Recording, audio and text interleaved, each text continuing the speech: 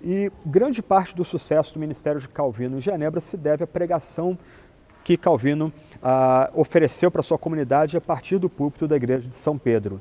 Durante 25 anos, Calvino se esmerou em pregar expositivamente para os seus paroquianos. E ele pregou quase que toda a Sagrada Escritura do púlpito da igreja de São Pedro, também da igreja dos escoceses aqui do lado. Um ponto curioso aqui é que Calvino, quando ele foi expulso da cidade em 1538, e ele era pregador já na igreja de São Pedro, e quando ele retorna em 1541, em setembro de 1541, ele retorna para voltar a pregar no púlpito da igreja de São Pedro.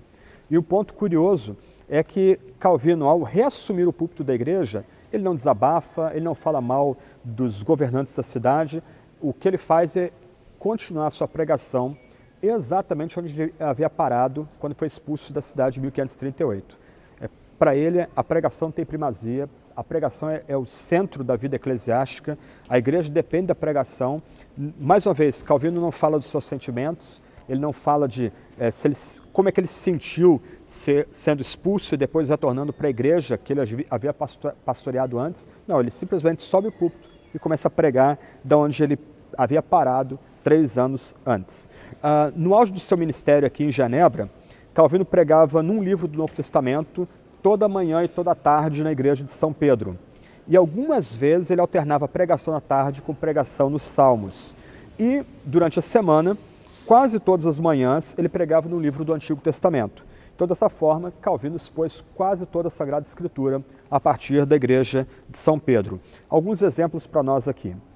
Por exemplo, em agosto de 1549, Calvino começa a pregar no livro de Atos, e ele vai pregar 89 sermões do livro de Atos, encerrando essa sequência de sermões em 1554.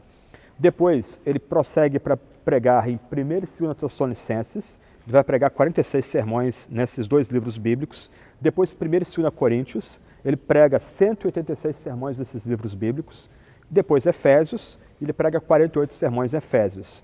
E aí ele vai ficar doente, ele vai interromper essa sequência em maio de 1558, só que na primavera de 1559 ele começa uma nova sequência de pregações, ele começa uma série de exposições nas chamadas Harmonia dos Evangelhos. Ele coloca os 3 evangelhos sinópticos lado a lado e vai pregando as passagens que são similares, seguindo a ordem cronológica do texto bíblico. Ele vai pregar 65 sermões nos evangelhos, mas ele não vai terminar a sequência porque ele morre em 1564. Durante a semana, nesse período todo aí, que vai aí de mais ou menos aí 1549 até o ano antes do falecimento dele, 1563, ele nos ofereceu, ou nós temos aí o seguinte roteiro de pregações: 174 sermões em Ezequiel, 159 sermões em Jó, 200 sermões em Deuteronômio, 353 sermões em Isaías, 123 sermões em Gênesis, 107 sermões em 1 Samuel e 87 sermões em 2 Samuel. Em suma, durante 25 anos em que Calvino esteve pregando aqui na igreja de Saint-Pierre, ele pregou os seguintes livros completos, do primeiro ao último versículo: Gênesis, Deuteronômio, Jó, Juízes, 1 e 2 Samuel, 1 e 2 Reis, Profetas Maiores e Menores, Evangelhos Sinópticos, Atos, 1 e 2 Coríntios, Gálatas, Efésios, 1 e 2 Tessalonicenses, 1 e 2 Timóteo, Tito e Hebreus. Todos os livros pregados no domingo, durante a semana, durante 25 anos de ministério. Qual é o ponto aqui? Nós conhecemos Calvino como o sistemata, algumas vezes até entendido erroneamente por causa das institutas da religião cristã.